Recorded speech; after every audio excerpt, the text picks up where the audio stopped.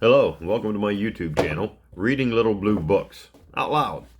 This is a Little Blue Book.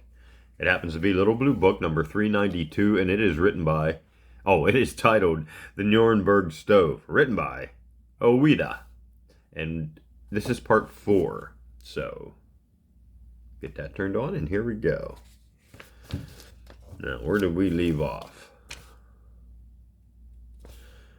Okay. There's where we left off. Top of page 54. Tell tales to you, offer you in return all the sympathy you ask. It is Bavaria, sobbed August, for it is always a name of dread augury to the Tyroleans. Tyroleans? By reason of those bitter struggles and midnight shots and untimely deaths which come from those meetings of Jäger and Hunter in Bayer Ischwald. But the train stopped. Munich was reached, and August, hot and cold by turns and shaking like a little aspen leaf, felt himself once more carried out on the shoulders of men, rolled along on a truck, and finally set down where he knew not. Only he knew he was thirsty, so thirsty. If only he could have reached his hand out and scooped up a little snow. He thought he had been moved on his truck many miles, but in truth the stove had been only taken from the railway station to a shop in the Marienplatz. Fortunately, the stove was always set upright on its 4 gilded feet, an injunction to that effect having been affixed to its written label, and on its gilded feet it stood now in the small dark curiosity shop of one Hans Rifler, Hilfer. Hans Rifler. I shall not unpack it till Anton comes, he heard a man's voice say, and then he heard a key grate in a lock, and by the unbroken stillness that ensued, he concluded he was alone, and ventured to peep through the straw and hay. What he saw was a small, square room, filled with pots and pans, pitchers, carvings, old blue jugs, old steel armor, shields, daggers, Chinese idols, Vienna china, Turkish rugs, and all the art lumber and fabricated rubbish of a bric-a-brac dealer's. It seemed a wonderful place to him, but was there one drop of water in it all? That was his single thought, for his tongue was parched and his throat felt on fire, and his chest began to be dry and choked as with dust. There was not a drop of water, but there was a lattice window grated, and beyond the window was a wide stone ledge covered with snow. August cast one look at the locked door, darted out of the hiding place, ran and opened the window, crammed the snow into his mouth again and again, and then flew back into the stove, drew the hay and straw over the place he entered by, tied the cords, and shut the brass door down on himself. He had brought some big icicles in with him, and by them his thirst was finally, if only temporarily, quenched. Then he sat still in the bottom of the stove, listening intently, wide awake, and once more recovering his natural boldness. The thought of Dorothea kept nipping his heart, and his conscience with a hard squeeze now and then. But he thought to himself, if I can take her back Hirschvogel, then how pleased she will be, and how little Gilda will clap her hands. He was not at all selfish in his love for Hirschvogel. He wanted it for them all at home quite as much as for himself. There was at the bottom of his mind a kind of ache of shame that his own father, should have stripped his hearth and sold their honor thus. A robin had been perched upon a stone griffin sculptured on a house eave near. August had felt for the crumbs of his loaf in his pocket, and had thrown them to the little bird sitting so easily on the frozen snow.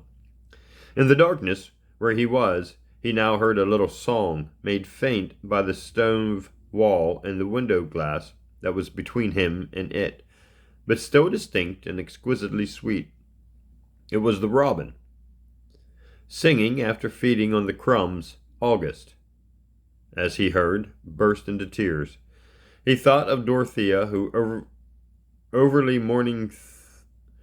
He thought of Dorothea, who every morning, there's an O instead of an E, who every morning threw out some grain or some bread on the snow before the church. What use is it going there? She said, if we forget the sweetest creatures God has made. Poor Dorothea, poor, good, tender, much burdened little soul. He thought of her till his tears ran like rain. Yet it never once occurred to him to dream of going home. Hirschvogel was here.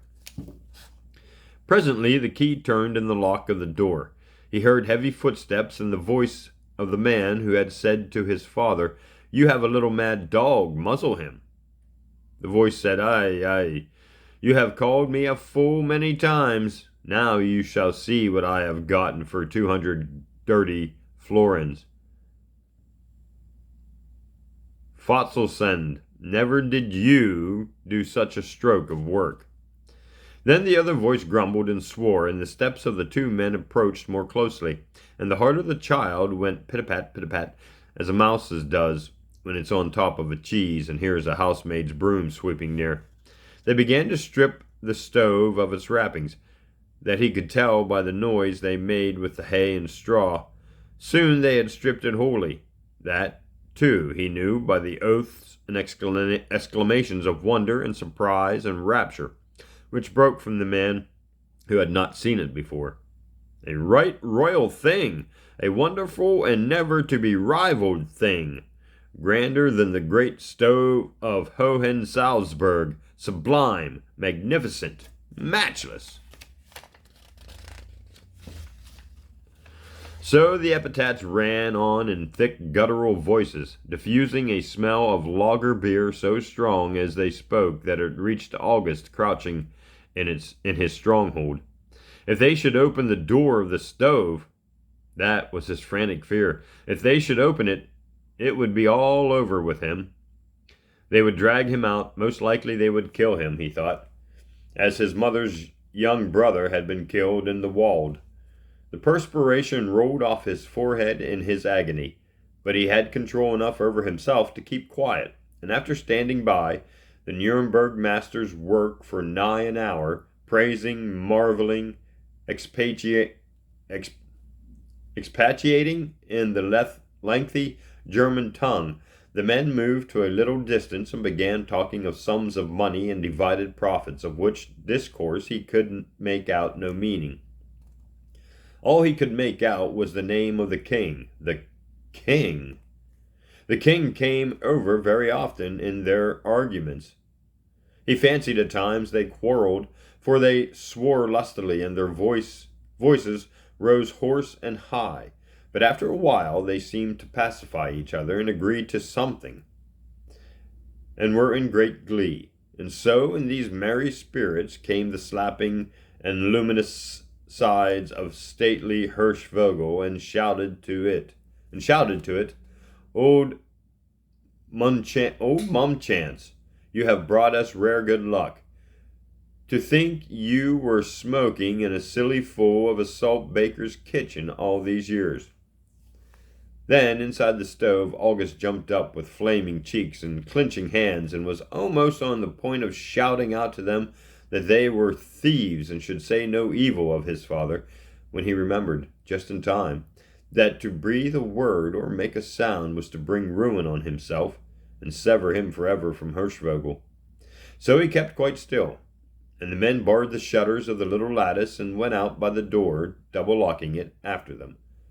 He had made out from their talk that they were going to show Hirschvogel to some great person. Therefore he kept quite still and dared not move. I think I'll pause there for a moment. Okay, we're back. And we're back with chapter 6. Muffled sounds came to him through the shutters from the streets below. The rolling of wheels, the clanging of church bells, and bursts of that military music which is so seldom silent in the streets of Munich. An hour perhaps passed by, Sounds of steps on the stairs kept him in perpetual apprehension. In the intensity of his anxiety, he forgot that he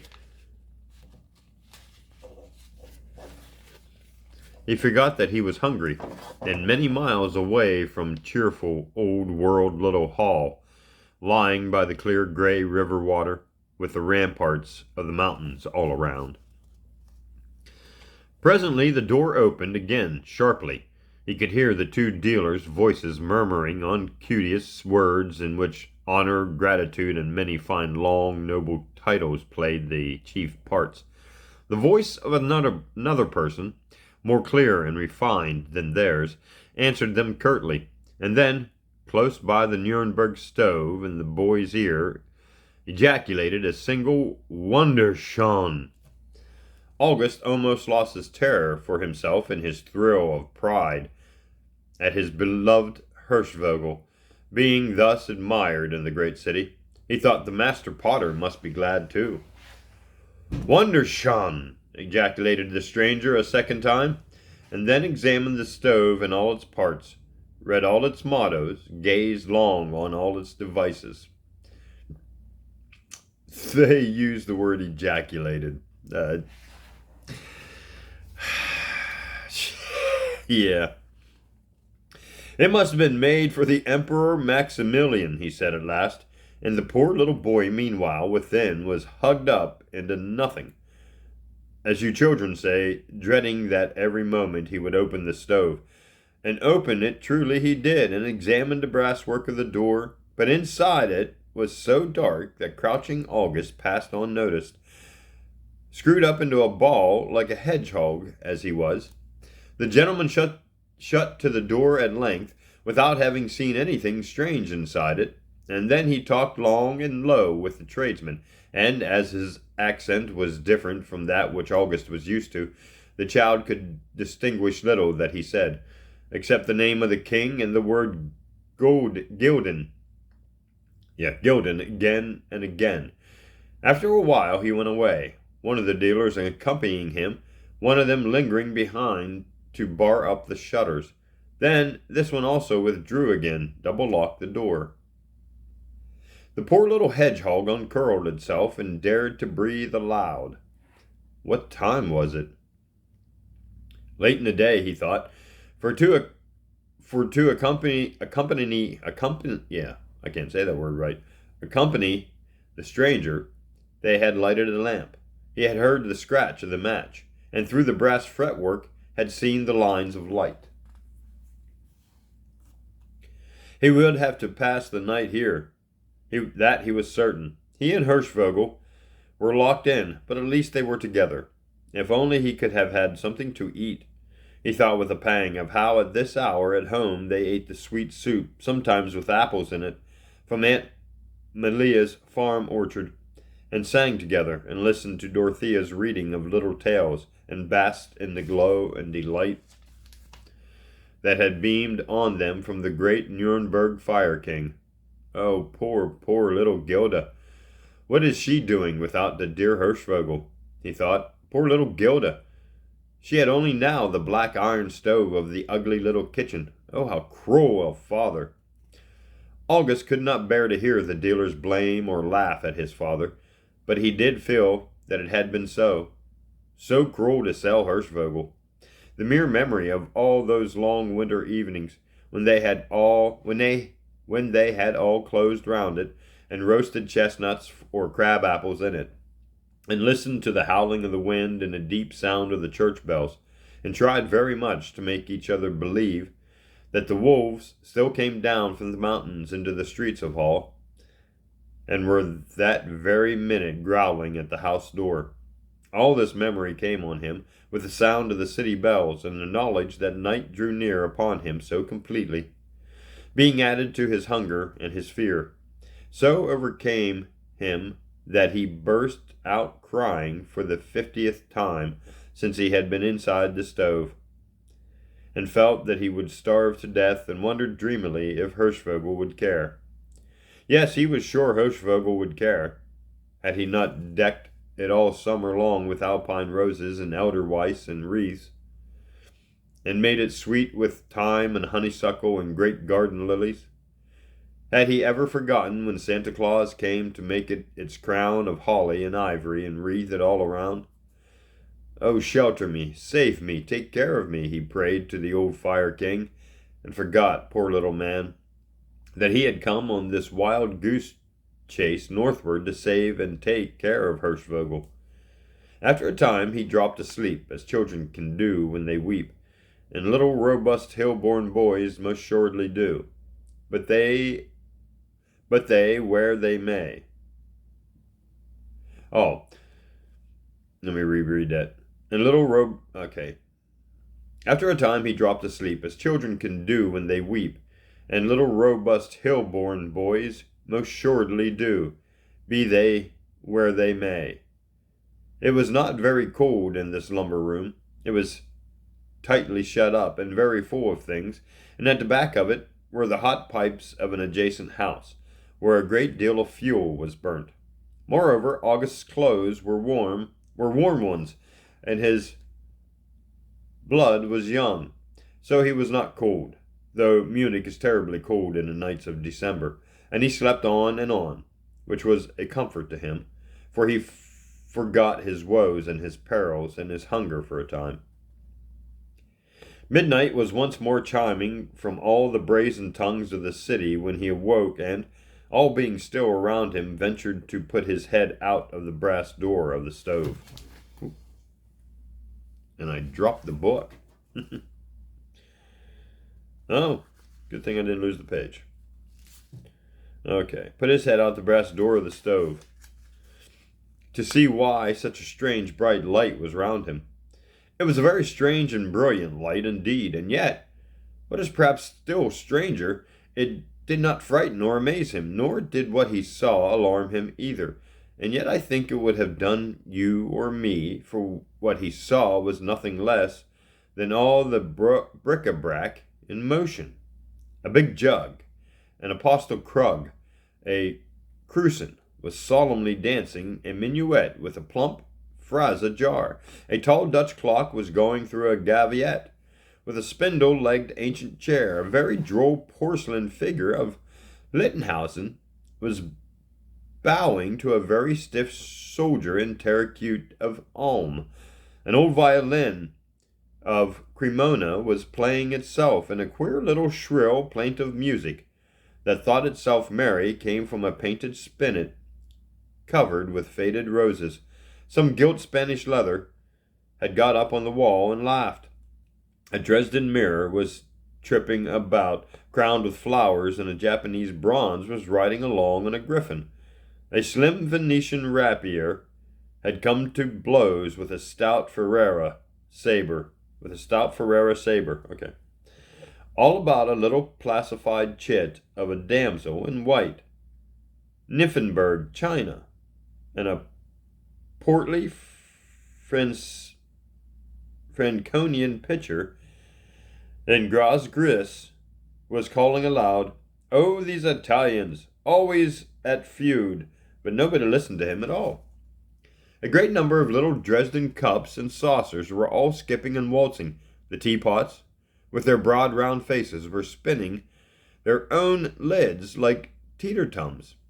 The high-backed gilded chairs were having a game of cards together, and a little saxapoodle with a blue ribbon at its throat was running from one to another, whilst a yellow cat of Cornelius Lachlevens rode about on a Delft horse in blue pottery of 1489. Meanwhile, the brilliant light shed on the scene came from 3 silver candelabra, though they had no candles set up in them. And, what is the greatest miracle of all, August looked on at these mad freaks and felt no sensation of wonder. He only, as he heard the violin and the spinet playing, felt an irresistible desire to dance too. No doubt his face said what he wished, for a lovely little lady, all in pink and gold and white, with powdered hair and high-heeled shoes, and all made of the very finest and fairest Meissen china, tripped up to him and smiled, and gave him her hand and led him out to a minuet, and he danced it perfectly. Poor little August, in his thick, clumsy shoes, and his thick, clumsy sheepskin jacket, and his rough homespun linen, and his broad Tyrolean hat. He must have danced it perfectly. This dance of kings and queens in days when crowns were duly honored. For the lovely lady always smiled benignly and never scolded him at all, and danced so divinely herself to the stately measures the spinuet were playing, that August could not take his eyes off her till their minuet ended. She sat down on her own white and gold bracket. "I am the Princess of Saxe Royale," she said to him, with a benign smile, "and you have got through that minuet very fairly." Then he ventured to say to her, "Pardon me, Madam, my princess, could you tell me kindly why some of the figures and furniture dance and speak, and some lie up in a corner like lumber? It does make me curious. It is rude to ask. Is it rude to ask?"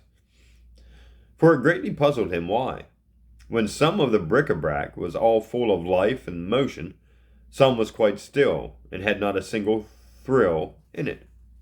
"My dear child," said the powdered lady, "is it possible that you do not know the reason why those silent, dull things are imitations?" This she said with no such decision that she evidently considered it a condensed but complete answer. "Imitations?" repeated August timidly, not understanding. "Of course, lies, falsehoods, fabrications," said the princess in pink shoes, very vivaciously. "They only pretend to be what we are. They never wake up. How can they? No imitation ever had any soul in it yet." "Oh," said August humbly, not even sure that he understood entirely yet. He looked at Hirschvogel. "Surely it has a royal soul within it. Would it not wake up and speak?" Oh dear, how he longed to hear the voice of his Fire King, and he began to forget that he stood by a lady who sat upon a pedestal of gold and white china, with the year 1746 cut on it, and the Meissen mark. "What will you be when you are a man?" said the little lady sharply, for her black eyes were quick though her red lips were smiling. "Will you work for the Konglish porcelain manufacturer, like your great dear Candler?" "I have never thought," said August, stammering. "At least, that is, I do hope to be a painter, as was Master Augustine Hirschvogel at Nurnberg." "Bravo!" said all the real bric-a-brac in one breath, and the two Italian rapiers left off fighting to cry, "Benino!" Oh, yeah, Benoni, I don't know. For there is not a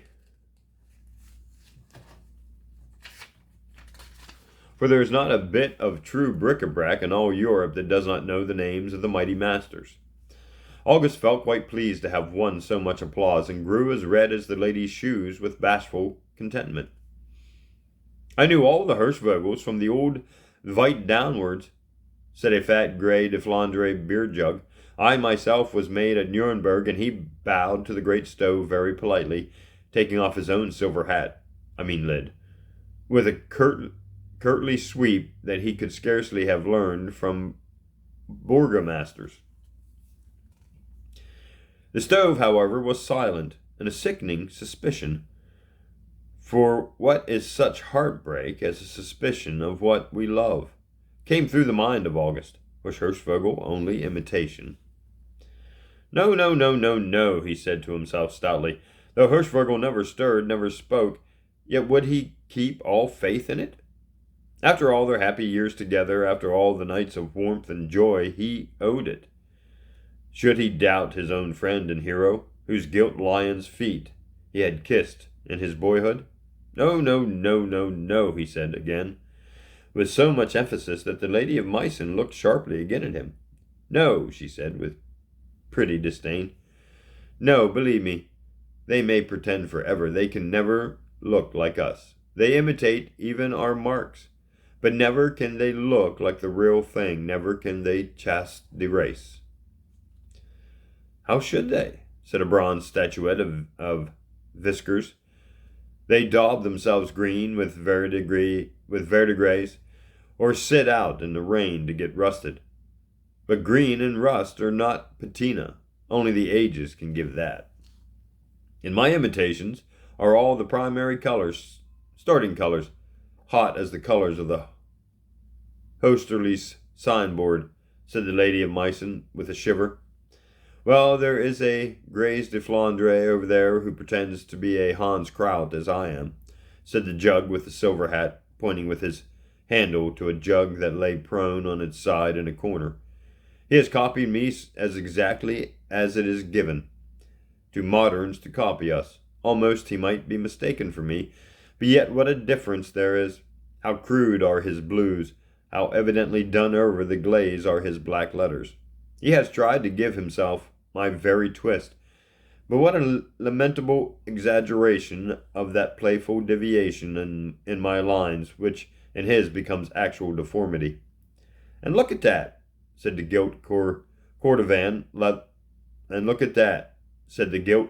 leather, with a contemptuous glance at a broad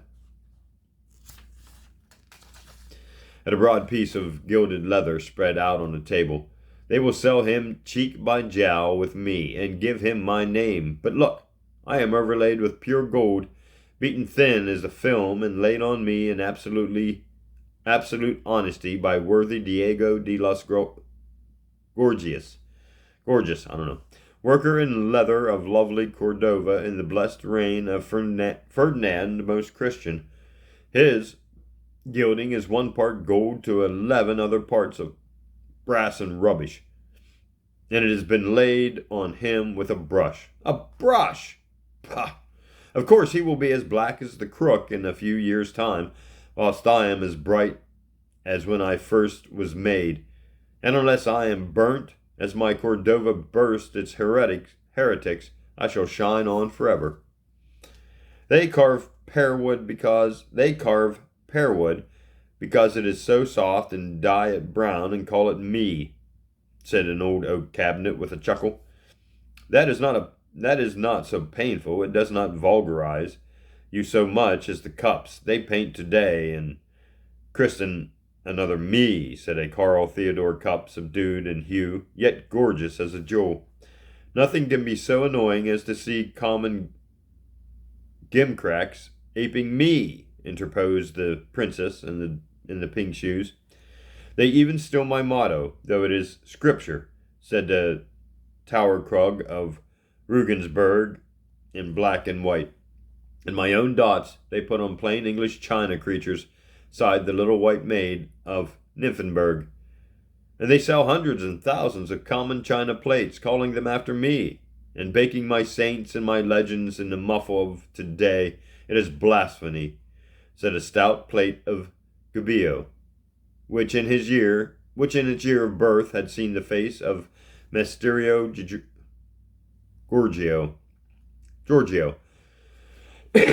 Pardon me. That is what is so terrible in these bric-a-brac places, said the Princess of Meissen. It brings one in contact with such low, imitative creatures. One really is safe nowhere nowadays, unless under glass in the Louvre or South Kensington. And they get even there, sighed the Grace de Flander. A terrible thing happened to a dear friend of mine, a Terracute in Blazes. You know the Terracutes of Blazes date from 1560? Well, he was put under glass in a museum that shall be nameless, and he found himself set next to his own imitation, born and baked yesterday at Frankfurt. And what think you the miserable creature said to him with a grin? Old pipe clay? That is what he called my friend. 'Tis the fellow that bought me got just as much commission on me as the fellow that bought you. And that was all that he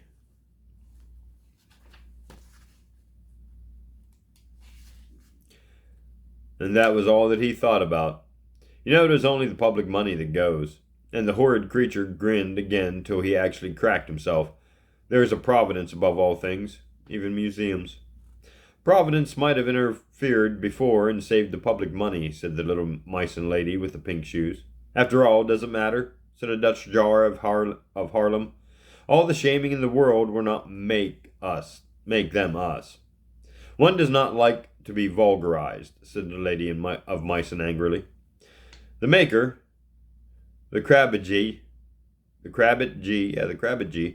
did not trouble his head about that, said the Haarlem jar proudly.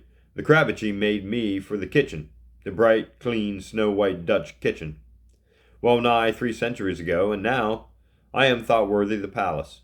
Yet I wish I were at home.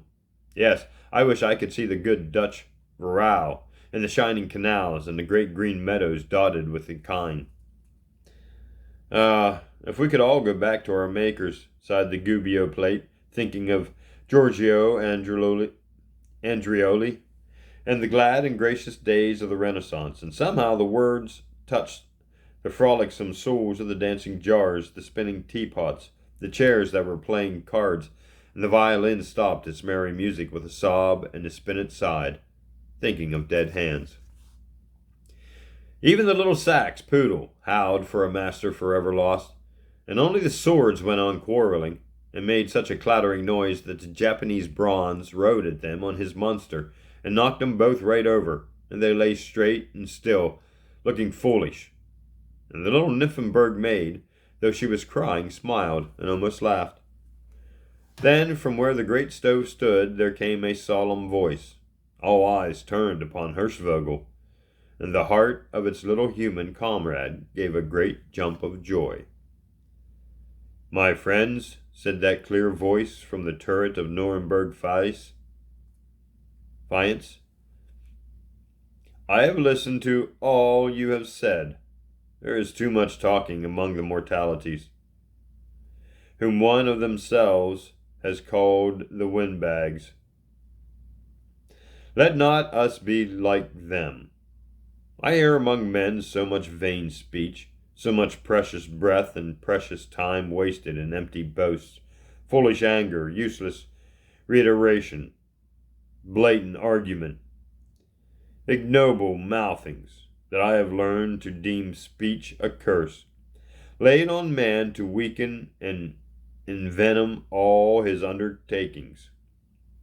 For over 200 years, did you hear my voice crack there? For over 200 years I have never spoken myself. You, I hear, are not so reticent. I only speak now because one of you said a beautiful thing that touched me. If we all might but go back to our makers. Ah, yes, if we might. We were made in days when even men were true creatures, and so we, the work of their hands, were true too.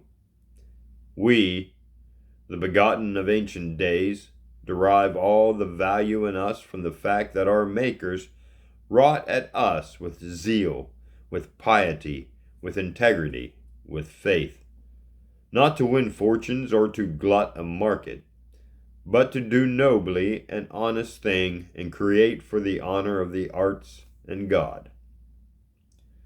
I see amidst you a little human thing who loves me, and in his own ignorant, childish way loves art.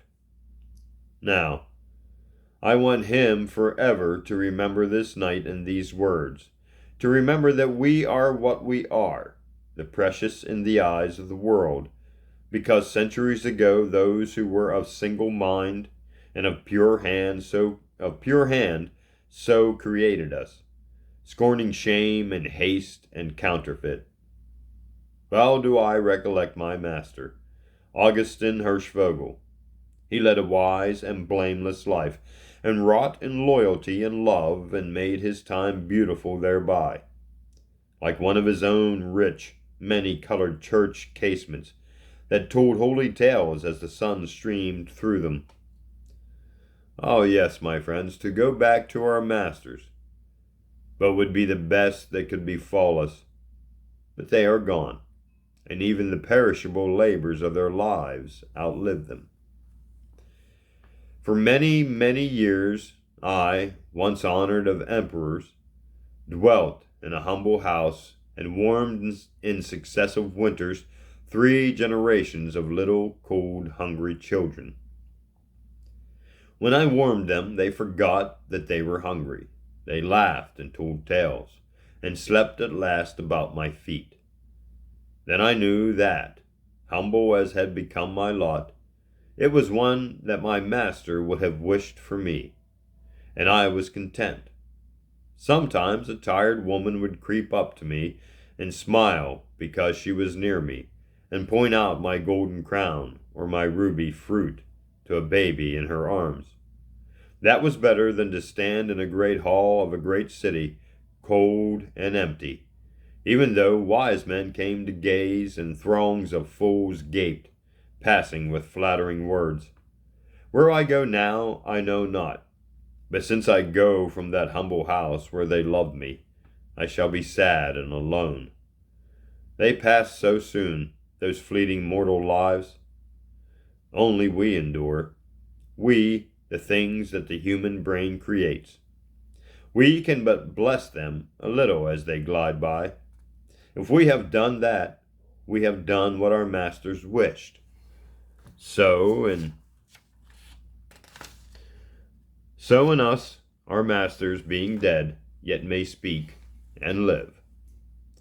Then the voice sang away in silence, and a strange golden light that had shone on the great stove faded away.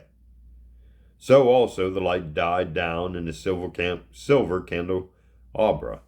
A soft, pathetic melody stole gently through the room. It came from the old spinet that was covered with the faded roses. Then that sad, sighing music of a bygone day died too. The clocks of the city struck 6 in the morning. Day was rising over the Barenstein Wald. And I think I'll stop there for the end of part 4. And thanks for listening. I'll see you in part